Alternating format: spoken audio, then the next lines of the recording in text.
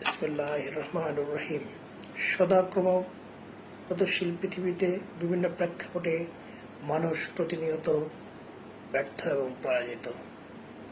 পরাজয়কে ব্যর্থ প্রমাণ করে সফলতার পানে ধাবিত হওয়ার জন্যই আজকের এই উপস্থাপনা।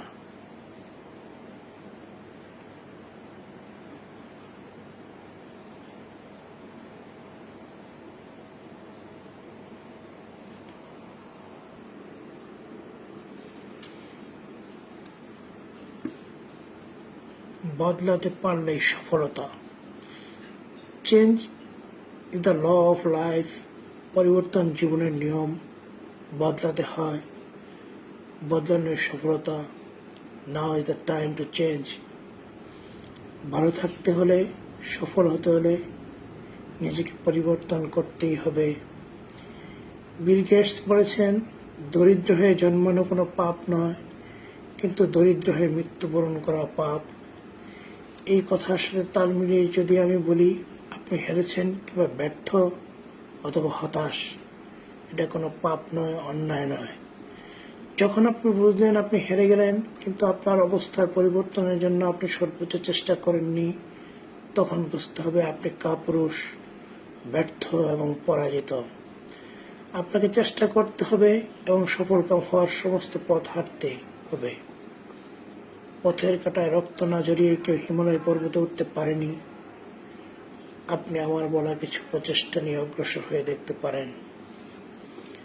আপনি অতীত দ্বারা ভরপুর আছেন। একটি ভরপুর কাগজে নতুন করে কিছুই লেখা যায় না। অতএব অতীত বা পুরনোকে বাদ দিতে হবে, সম্পূর্ণভাবে ভুলে যেতে হবে। মনে করতে হবে এখনই নতুন শুরু। মানসিক অবস্থার পরিবর্তন করতে হবে। বড় স্বপ্ন দেখতে হবে, স্বপ্নদ্রষ্টা হতে হবে, বড় জিনিসের চিন্তা করতে হবে। মনে রাখতে হবে মানুষ পারলে আমিও পারব। অতীতের অভ্যাস, চর্চা, পরিশ্রম আপনাকে তো সফল করতে পারেনি। অতএব অতীতের সমস্ত কালচার আপনাকে পরিবর্তন করতে হবে।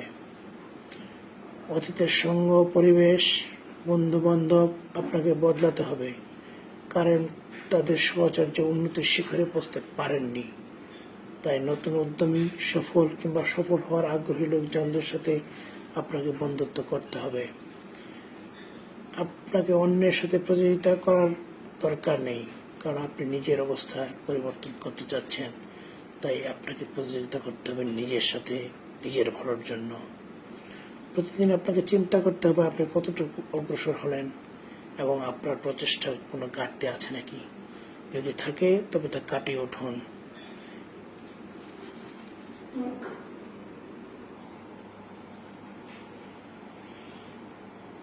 নেপোলিয়ন বলেছিলেন, অসম্ভব কথাটি শুধু নির্বুদ্ধের অভিধানে আছে।